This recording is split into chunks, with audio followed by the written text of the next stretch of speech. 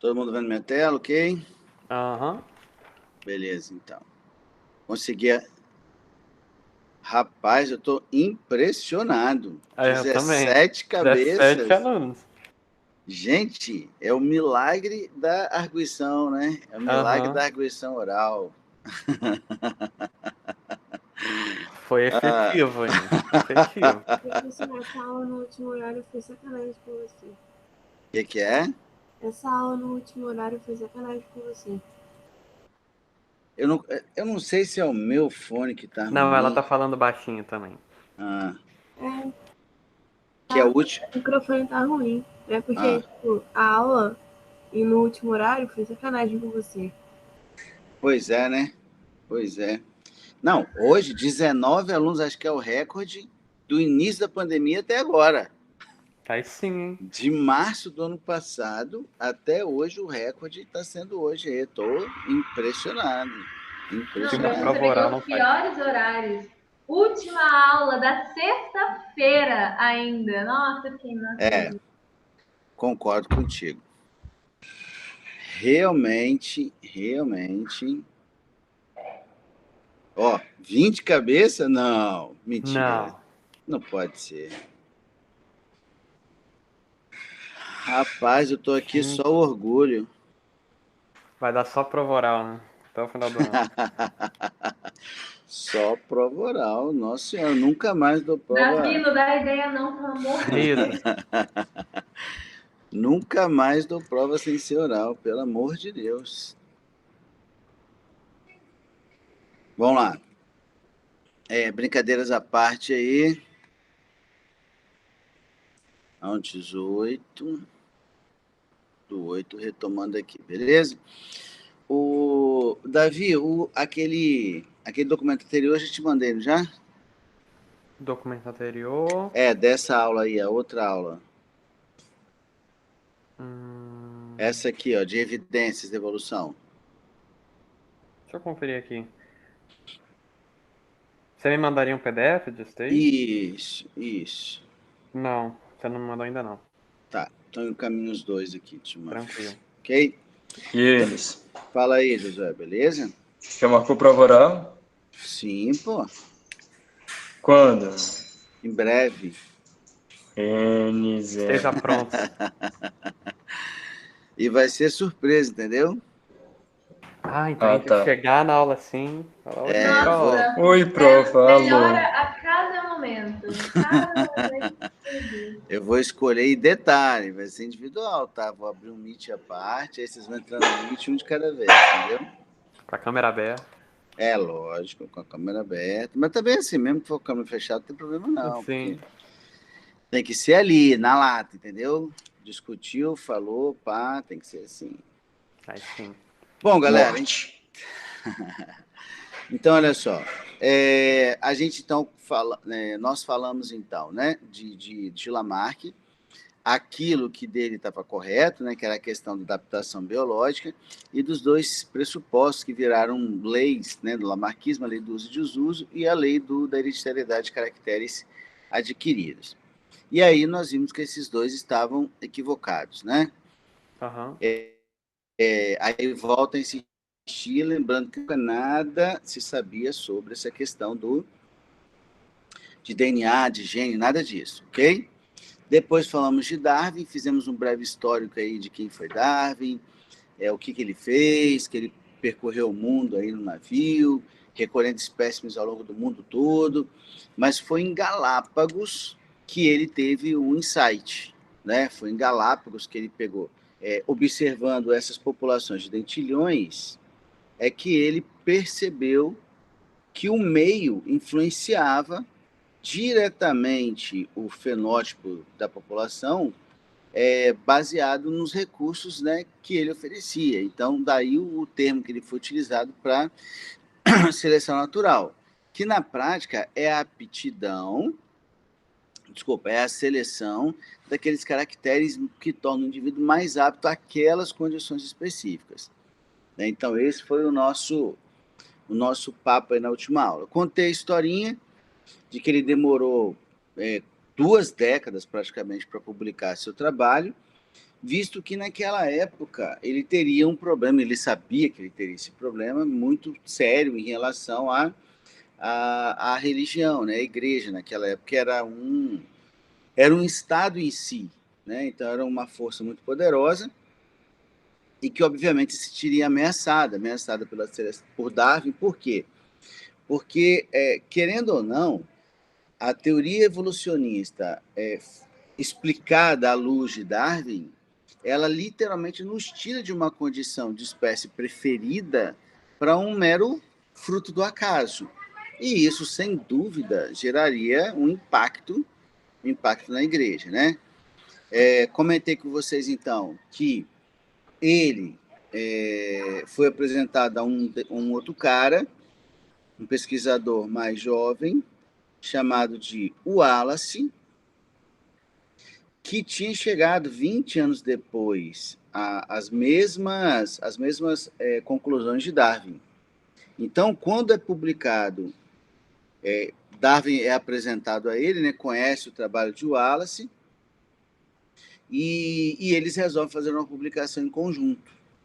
Tá? Então, os dois assinam a obra célebre que todo mundo atribui a Darwin, mas, na verdade, a obra é assinada por ambos, que é A Origem das Espécies. Naquela época, então, como eu falei, né, havia um conhecimento limitado em relação à questão da genética. Então, Darwin, inclusive, usa a ideia da transmissão de características hereditárias de Lamarck na sua obra. Tá? Ele, inclusive, usa essa expressão. O que a gente sabe está errado, mas como não havia outra explicação para o momento, ele acabou usando. E dentro desse contexto, pessoal, é que surge o neodarwinismo. O neodarwinismo, ou teoria sintética da evolução.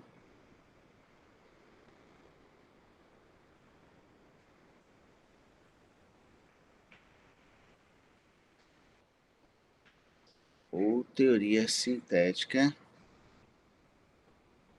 da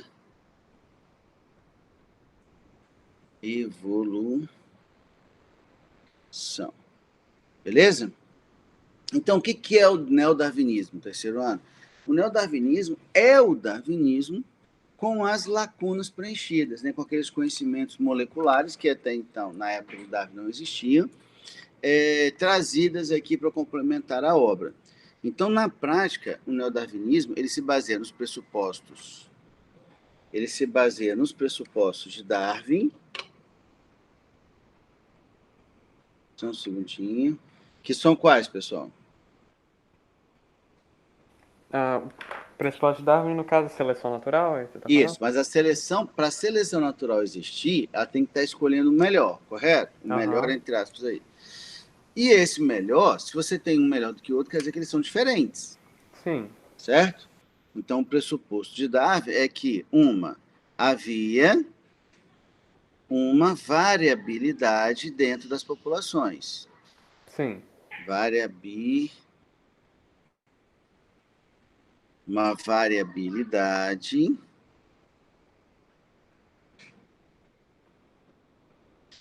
dentro das populações. E que, sobre essa variabilidade, a seleção natural trabalharia.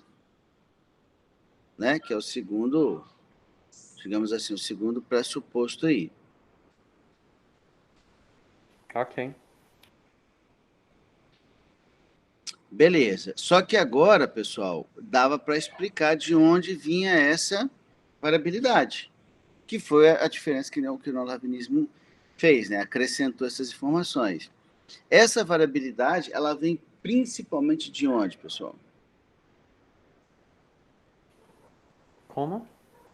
De onde vem essa variabilidade dos seres vivos? Mutações genéticas? Mutações, é uma delas. Mas é a principal? É a Isabel que falou? Não, Joyce. Joyce. Mas é a principal, Joyce? Eu e você somos diferentes em função de mutações? Não. Qual é o que nos torna, qual é o principal fator que nos torna diferentes, Joyce? É genética? Sim, mas porque nós viemos de pais Pais diferentes. correto? Uhum. Então, a primeira coisa aqui, galera, é a variabilidade promovida pela reprodução, tá? Então, lembrando que a gente produz gametas por mitose ou meiose? Meiose. Meiose.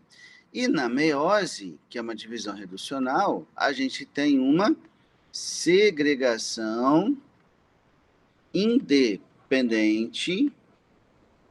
Vamos lembrar do iniciozinho da genética lá, né? A gente tem uma segregação independente dos homólogos. Primeiro fator de variabilidade, ou seja, nós produzimos gametas distintos. Além disso, a reprodução sexuada, por meio da recombinação gênica, né? Então, o espermatozoide do papai com o óvulo da mamãe, combinando aí de diferentes maneiras, então, recombinação gênica. Lembrando, galera, quando eu falo em recombinação gênica, a gente está falando de reprodução sexuada, ok? A segregação independente dos homólogos mais a recombinação gênica, a gente está falando, na prática, de reprodução sexuada. E, além disso, a gente tem a questão que a Joyce falou, das mutações, que não é o principal fator, que não apesar de não ser, é importante, obviamente, né? Mas não é o principal fator, beleza? A maior importância, galera, quando a gente pensa em mutações gênicas, a maior importância, ela reside aonde? Ela reside na entrada de um novo alelo, no surgimento de um novo alelo na população. Essa é a importância maior, tá? Então, por exemplo, quando eu falo bem assim, mutações gênicas são importantes do ponto de vista evolutivo? São. Por quê? Porque é a única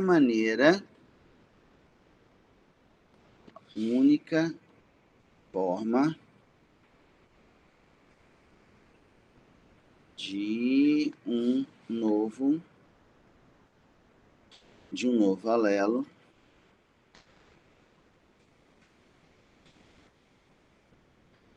surgir na espécie, né? Na espécie, na população.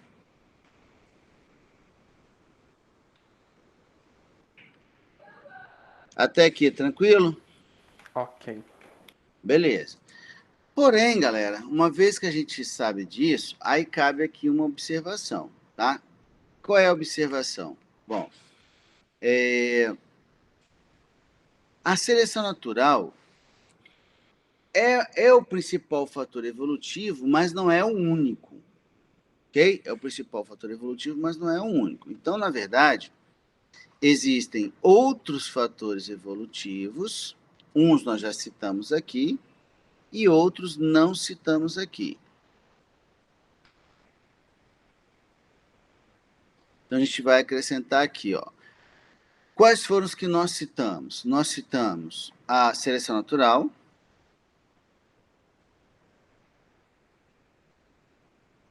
nós citamos a seleção natural,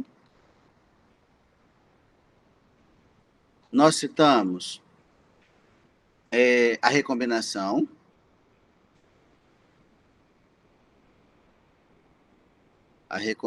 gênica, nós citamos as mutações, ok?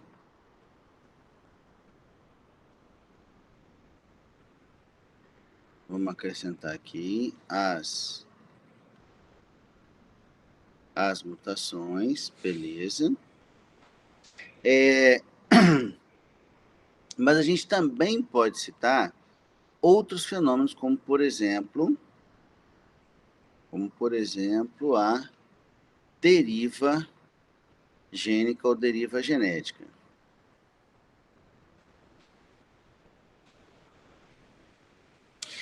Pessoal, olha só, o que é a deriva gênica? A seleção natural acho que é tranquilo para todo mundo, a recombinação gênica ficou tranquilo para todo mundo? Sim, Creio que sim, né?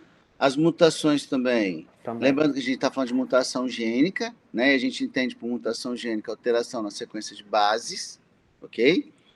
E a deriva genética. A deriva genética, galera, é um fenômeno que acaba alterando, assim, né? Acaba sendo um fator evolutivo, mas ele é um fator que atua de maneira meio pontual, assim, meio. A gente fala que é um fenômeno estocástico, né? Que é um fenômeno que é pontual e altera a população de uma forma meio aleatória, assim, tá? Não é uma coisa processual como acontece nos fatores anteriores. Como assim? Por exemplo, vou botar aqui, você tem um evento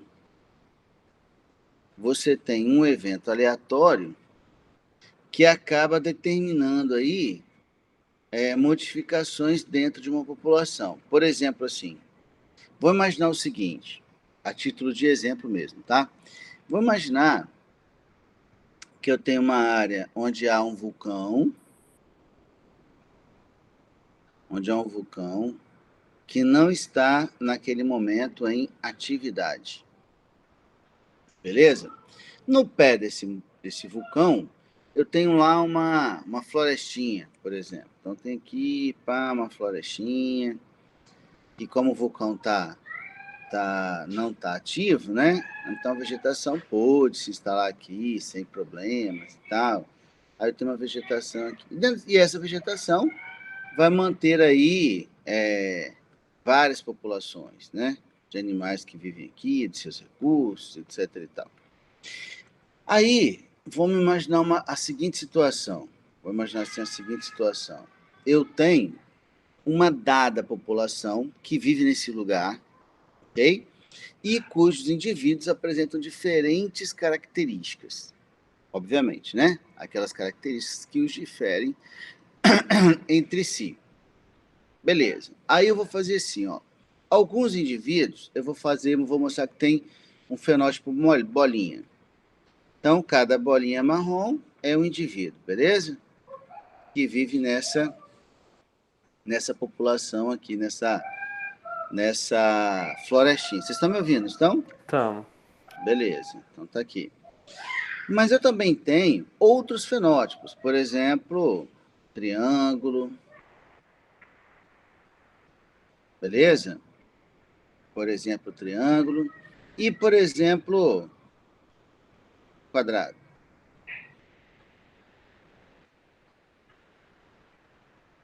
Por exemplo, quadrado, ok?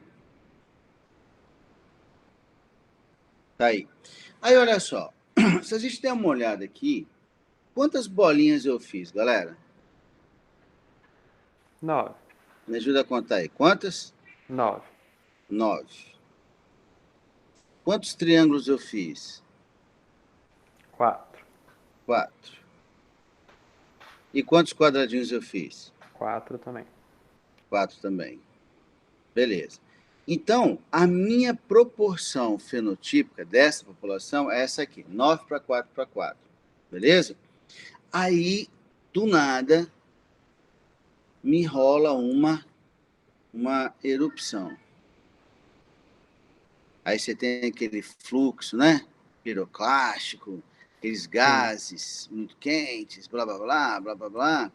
E essa é a zona, digamos assim, de influência desse vulcão. Ele atingiu até, vamos botar aqui, até essa região aqui, ó. Beleza? Todo mundo que estava nesse raio morreu. A morte desses indivíduos, ela teve algo a ver com seleção natural? Não. Não. Foi só e somente só uma questão de sorte. Quem estava longe da influência do vulcão sobreviveu, quem estava perto da influência do vulcão morreu. Concordamos? Sim. Uma vez, então, que eu afetei essa população, como é que as proporções são restabelecidas? Ó, eu fiquei com 3 bolinhas, certo? Aham. Fiquei com 3 bolinhas. para um triângulo para 3 quadradinhos. Então, repara o que eu fiz, galera. Eu alterei completamente a proporção fenotípica dentro daquela população. Ou seja, se no primeiro momento a bolinha era a característica, vamos dizer assim, né? Era a característica predominante, ela deixou de ser e passou a ter uma proporção aparentemente desvantajosa para o triângulozinho, mas o triângulozinho e o quadradinho estariam pau a pau caso não tivesse rolado a erupção. Isso que a gente chama de deriva genética. É alterar. Ei, pode falar. Esse evento aleatório, nesse caso, foi um evento natural, eu digo assim, da natureza. Sim. Mas esse evento poderia ser algo, por exemplo, uma explosão causada pelo próprio ser humano, assim? Poderia. Poderia ser um terremoto, poderia ser um maremoto, poderia ser a própria erupção que eu falei, poderia ser uma estiagem prolongada, poderia ser uma ação humana, poderia sim. Vou dar um exemplo. Quem que perguntou? Eu, Lara. Lara, vou te dar um exemplo, já que você tocou nesse assunto, eu vou te dar um exemplo clássico disso. Por exemplo, assim, ó, vamos imaginar elefantes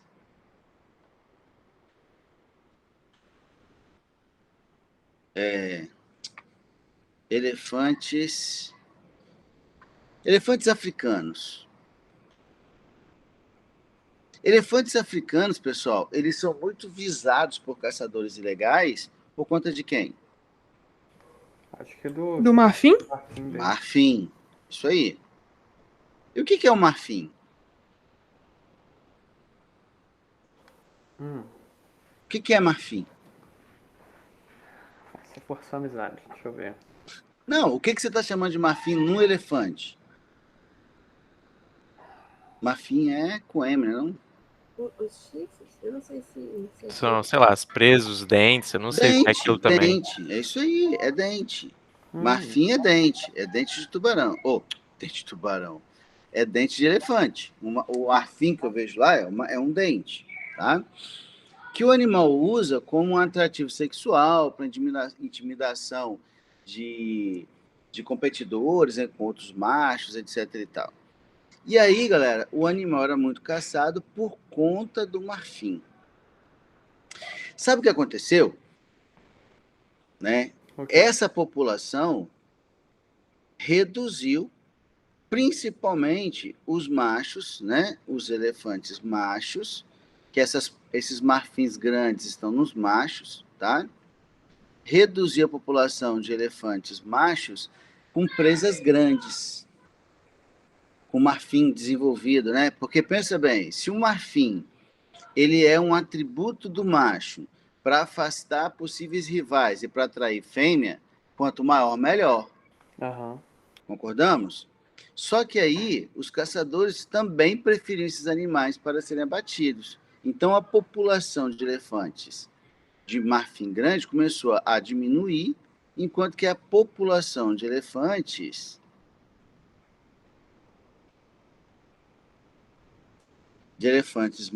macho, né, de marfim pequeno começou a aumentar. Por quê? Porque eram esses que sobreviviam. Como eram esses que sobreviviam, a característica marfim pequeno começou a se tornar mais relevante, vamos dizer assim, no quesito sobrevivência, sacou? O que eu acho que é contraditório, né, se fosse seguir a natureza, porque teoricamente se você tem uma presa, um dente maior, se você for brigar com o outro, você ganha, né? Sim, por isso que os elefantes... Sim, é verdade. Por isso que os elefantes de presas maiores, os machos, né, eram maioria. Hoje, na África, está ocorrendo um evento inverso. Os elefantes machos de presas menores são maioria, porque eles geralmente são ignorados pelos caçadores. Então, ele consegue viver mais tempo. Se ele vive mais tempo, ele tem mais filho. E quem é o mais apto, segundo a seleção natural? Quem tem mais filho. Tudo bem aí, Lara, no exemplo que eu te dei? Sim, obrigada. Tranquilo? Então, tem sim. Ou então, por exemplo, você, igual acho que é Arquipélago de Bikini, o nome, eu acho, se eu não me engano, que é onde os Estados Unidos faziam testes nucleares, com explosões nucleares. É claro que a população foi afetada ali. E foi afetada de maneira totalmente aleatória. Quem estava ali morreu por conta da explosão, não era quem era mais ou menos apto. Entendeu? Então você tem sim ação humana que poderia ser considerado uma causa, né, de uma deriva genética. Tudo bem? Tudo. Beleza. Alguma outra pergunta por enquanto? Então, essa deriva genética é tipo assim, é um evento que causa a morte de indivíduo que sobreviveria pelo quesito da seleção natural. Isso Beleza. aí. Porque ele acaba matando e alterando a proporção, né, a frequência de indivíduos até então aptos àquela condição. Eu acho que também pode influenciar até numa extinção prematura de algum indivíduo que também não estava se desenvolvendo bem, né? Nesse caso. Sim, como é totalmente ao acaso, assim como pode garantir o sucesso dele. Sim. Acabando com os concorrentes, né? Exatamente. Assim como pode garantir o sucesso dele. Exatamente isso. Beleza? Beleza. E a gente também tem uma situação conhecida como efeito fundador.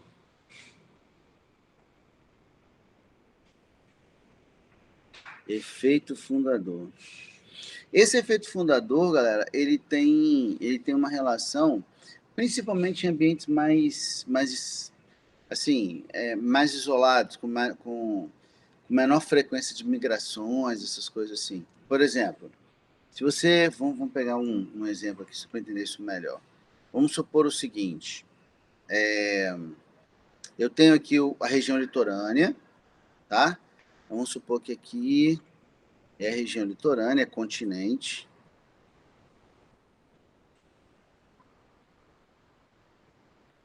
É continente. E aqui eu tenho o mar, por exemplo. E aqui eu tenho o mar. E aqui eu tenho uma ilha. Beleza? Aí vamos supor que eu tenho uma população aqui no continente que tem essa proporção assim, ó. Bolinha, bolinha, bolinha, bolinha, bolinha 5, bolinha 6, bolinha 7, bolinha 8, para 1, 2, 3, 4, para 1, 2. Então, ó, eu tenho uma proporção de 8 bolinhas. Ó, eu tenho uma proporção de 8 bolinhas para 4 triângulos. Lembrando, pessoal, que eu estou falando de uma mesma população, certo? Uma mesma espécie, né? Os indivíduos da mesma espécie. E 2 quadradinhos. 3 padrões fenotípicos aí.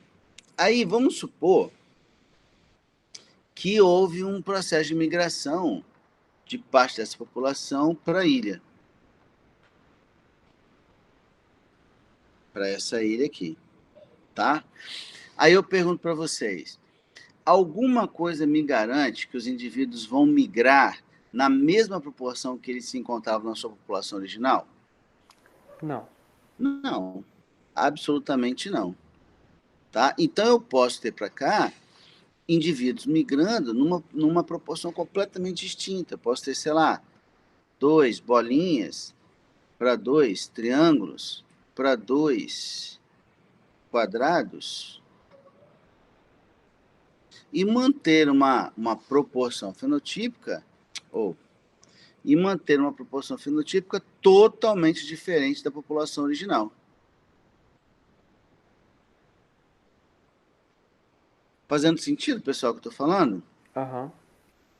Então, o que interferiu? O que interferiu na frequência aí fenotípica desses indivíduos? Aleatoriedade, através de uma população menor que vai para um novo ambiente, coloniza esse novo ambiente e altera totalmente a proporção esperada quando comparado com a população original. Tranquilo?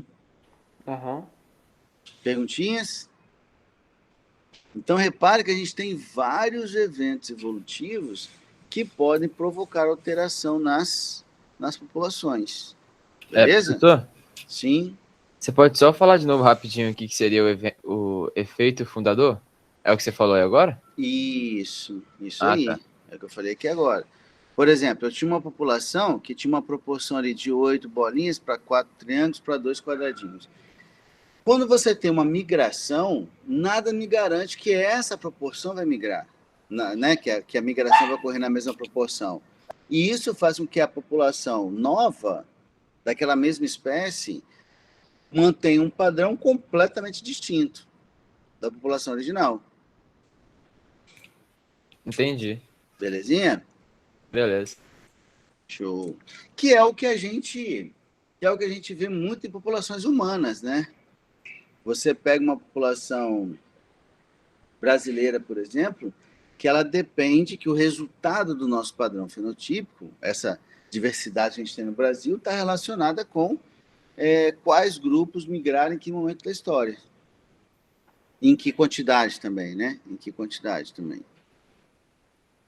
Entendi. Sacou? Beleza. Belezinha, beleza. Deixa eu seguir aqui. Aliás, acho que eu nem vou seguir, porque não vai dar tempo de eu fechar, e é bom que a gente comece e termine essa ideia aqui, tá? E aí, galera, a gente vai discutir na próxima aula como que novas espécies podem aparecer, né? Que a gente chama de processo de especiação, o surgimento de novas espécies, ok? Ok. E aí, para não começar agora e acabar bem no início, a gente vai interromper aqui. É um assunto tão larguinho assim? É uma história um pouco mais longuinha, assim, vamos dizer. Aí não dá para eu fechar hoje, então eu prefiro começar e terminar na mesma aula, pode crer? Pode crer, então. Então tá bom, senhores. Aí na sexta-feira a gente finaliza. Eu vou, de qualquer maneira, eu vou mandar o primeiro caderninho, eu já vou mandar para Davi agora, Uhum. e aí vocês já têm aquela parte inicial disponível, ou vocês armazenem em algum lugar, ou imprimam, não sei o que vocês acham melhor fazer. Vai que a prova é sexta-feira, isso. Prova surpresa. E aí, galera, assim, eu vou e sigo na próxima, esse assunto na próxima aula. Antes de vocês saírem, deixa eu só fazer um negócio aqui rapidinho.